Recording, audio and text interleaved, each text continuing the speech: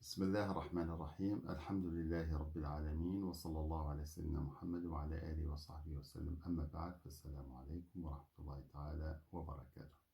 سنتحدث اليوم إن شاء الله تعالى ببركة شيخنا سيدي محمد خبز الكركر عليه السلام وقدس الله سره عن موضوع استهان بخطورته الكثير من المسلمين وأصبح فاكهة المجالس، ألا وهو هتك الأعراض والتشهير بالناس والتعدي على حقوقهم دون تثبت في صحة المعلومة التي ينشرونها عنهم. ومثل هذه التجاوزات لاحظناها كثيرا في معرض الانتقادات على الطريقة الكركرية وشيخها، ولا يعني هذا أننا معصومون لا يحق لكم انتقادنا أو تنبيهنا على أخطائنا، ولكن لا بأس أن نذكر أنفسنا وإياكم من باب التناصح بالضوابط الشرعية التي يجب على المسلم التقيد بها لكي لا ينحرف عن مسار الإصلاح والنفع لإخوانه بالحكمة والموعظة الحسنة. فنحن نحسن الظن فيكم وفي نواياكم، فما أردتم إلا تنقية الدين من البدع والضلالات والشرك، لذا ترانا لا نسعى لمنعكم عن قول الحق، وإنما نريد منكم بكل لطف التثبت من المعلومة التي تروجونها عن الطريقة الكركرية وشيخها، وتوخي النزاهة العلمية عند عرضكم لها، خصوصا بعد انتشار فيديوهات كثيرة تعرض صورا لشيخنا رضي الله عنه وارضاه وهو يجمع الصدقات، وبجنبها صور أخرى له في إحدى سياحاته وهو يركب يختا أو فيلا أو سيارة فاخرة، موهمة الناس بطريقة مباشرة وغير مباشرة أنه متحيز يأكل أموال الناس بالباطل ويصرفها في ملذات الدنيا وزخرفها، إلى جانب حرص البعض ربط ألوان المرقعة بألوان علم المثليين كنوع من أنواع التنفير من الطريقة، وترويجهم لفكرة تلقي الشيخ دعما من أمريكا بعدما دعته لإلقاء محاضرات في أعرق جامعاتها وقبوله لمحاورة مختلف الملل والنحل والطوائف الدينية، وإنشائه لمؤسسة علمية للتصوف باسمه في أمريكا خدمة لأجنداتها ضد الإسلام والمسلمين، بالإضافة إلى تهم أخرى جاهزة كالقول بوحدة الوجود والحلول والاتحاد ووحدة الأديان وادعاء الألوهية في قصائده الشعرية وغيرها كثير، مع تصوير أتباعه ومريديه بالسذج والمغفلين تم سحرهم بخدعة رؤية النور، وسعي المنتقدين للحد من تفشي ظاهرة التحيل باسم الدين في مجتمعاتنا الإسلامية ورد المسلمين إلى دينهم لا يكون بمثل هذه الأساليب، وإنما بما يوافق الكتاب والسنة. قال الله تعالى: يا أيها الذين آمنوا إذا ضربتم في سبيل الله فتبينوا، وقال تعالى: يا أيها الذين آمنوا إن جاءكم فاسق بنبأ فتبينوا أن تصيبوا قوما بجهالة فتصبحوا على ما فعلتم نادمين. وإلى جانب التبين أرشدنا الحق سبحانه إلى أن نتثبت عند نقلنا للمعلومة، فلقد قرأ الإمام حمزة والكسائي وخلف العاشر هاتين الآيتين فتثبتوا مكان فتبينوا، والفرق بين التثبت والتبين هو أن التبين علم يحصل بعد التباس وغموض، ويقال تبين في الأمر والرأي أي تثبت وتأنى فيه ولم يعجل، أما التثبت فهو التحري والتأكد من صحة الخبر قبل قبوله أو نشره. فالمراد بجمع هذين المصطلحين في الاستعمال القرآني هو التأني والتريث والبحث عن صحة الخبر وعدم العجلة في نقله أو بناء الحكم عليه قبل تيقن صحته. ولنا في قصة الهدهد خير دليل، فرغم تصريحه بصحة مصدر معلوماته في قوله: وجئتك من سبأ بنبأ يقين، كان رد سيدنا سليمان عليه بقوله: سننظر أصدقت أم كنت من الكاذبين. فكل من استهان بالخوض في أعراض الناس بالقيل والقال يعرض نفسه إلى الإفلاس يوم القيامة.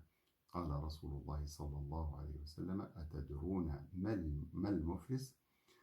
قالوا: المفلس فينا من لا درهم له ولا متاع. فقال: إن المفلس من أمتي يأتي يوم القيامة بصلاة وصيام وزكاة، ويأتي قد شتم هذا وقذف هذا وأكل مال هذا وسفك دم هذا وضرب هذا، فيعطى هذا من حسناته وهذا من حسناته، فإن فنيت حسناته قبل أن يقضي ما عليه أخذ من خطاياهم فطرحت عليه ثم طرح في النار والعياذ بالله. والمسلم الفطن الكيس في منأى من أن يضع نفسه في مواقف الحسرة والندامة، لذا فليس هنالك مسوغ شرعي لاستحلال حرمة أي كان من المسلمين بفتوى جواز ذلك إذا كان تحذيرا من ضلالاته وبدعه. ولنضع جميعا نصب أعيننا قوله تعالى إنما المؤمنون إخوة، وقوله صلى الله عليه وسلم لا تحاسدوا ولا تناجشوا ولا تباغضوا ولا يبيع بعضكم على بيع بعض وكونوا عباد الله إخوانا. المسلم أخو المسلم لا يظلمه ولا يحقره ولا يخذله. ولنحرص على عدم التسرع في الحكم، فإن بلغك عن أخيك شيء تكرهه فالتمس له عذرا واحدا إلى 70 عذرا، فإن أصبته وإلا قل لعل له عذرا لا أعرفه، كما روى ذلك البيهقي عن جعفر بن محمد. ولنتأسى بقول حسن البصري عندما قال المؤمن وقاف حتى يتبين، وقول الإمام النووي إذا استوت المصلحة في الكلام أو السكوت فالسكوت أولى. ونريد أن ننبه في هذا المقام المنصفين من المسلمين على مسألة غفل عنها الكثير من الناس، وهي أن الصور والفيديوهات التي تروج ضد الطريقة الكركرية وشيخها لم تلتقطها عدسات تجسس حتى يتهم بكل هذه التهم، وإنما هي موجودة على الصفحة الرسمية للطريقة الكركرية، وهذا إن دل على شيء فإنما يدل على المصداقية والشفافية في التعامل مع الناس وحسن النية. ولا يخفى على أحد أنه ليس من مصلحة من كان حقا متحيلا أن تكون نشاطاته وسياحاته كلها معلنة. كما ننبه كذلك الجميع إلى أن الطريقة الكركرية تعرض على صفحاتها صورا وفيديوهات توثق فيها مصاريف الصدقات في حفر الآبار وإنشاء المدارس القرآنية وغيرها من النشاطات الخيرية في إفريقيا وبنغلاديش والهند وآسيا، لكن مع الأسف لا أحد يذكرها، رغم أن النبي صلى الله عليه وسلم يقول الدال على الخير كفاعله. والدعوة التي تلقاها شيخنا لإلقاء محاضرات في أمريكا هي دعوة من مؤسسة علمية أكاديمية وليست دعوة حكومية سياسية كي نتهمه بالعمالة لهم. أضف إلى ذلك أن الهيئة العلمية التي استضافته المتكونة من أساتذة ودكاترة وباحثين هم أنفسهم مريدين كركريين. وأما الإنكار على سياحاته لمخالفتها لمبدأ الزهد في الدنيا فنذكركم بتعريف ابن القيم للزهد، حيث قال ليس الزهد أن تترك الدنيا من يدك وهي ساكنة في قلبك، وإنما الزهد أن تتركها من قلبك وهي في يدك. ثم إن الله تعالى يقول قل من حرم زينة الله التي أخرج لعباده والطيبات من الرزق قل هي للذين آمنوا في الحياة الدنيا خالصة يوم القيامة. أما ربط ألوان المرقعة بعدم المثليين فإنها دعوة باطلة، لأن كثيرا من مناصري ومشجعي النوادي الرياضية يرتدون ألوان ونواديهم المختلفة وما أنكر عليهم أحد في لبسها. أما تهمة ادعاء الألوهية في أشعاره فيجب أن تفهم ضمن السياق العام للشعر الصوفي وما تميز به محتواه من أغراض، وهذا مجال لا يفقهه إلا المتخصصون. أما تهمة القول بوحدة الوجود والحلول والاتحاد فسرعان ما تتلاشى أمام تصريحاته القولية وكتاباته بإنكارها. وأما محاوراته لمختلف الملل والمحن وإنشاؤه لمؤسسة علمية بهذا الغرض فهذا الفعل من صميم ديننا، حيث حثنا على أن نخالق الناس بخلق حسن ودعوتهم بالحكمة والموعظة الحسنة.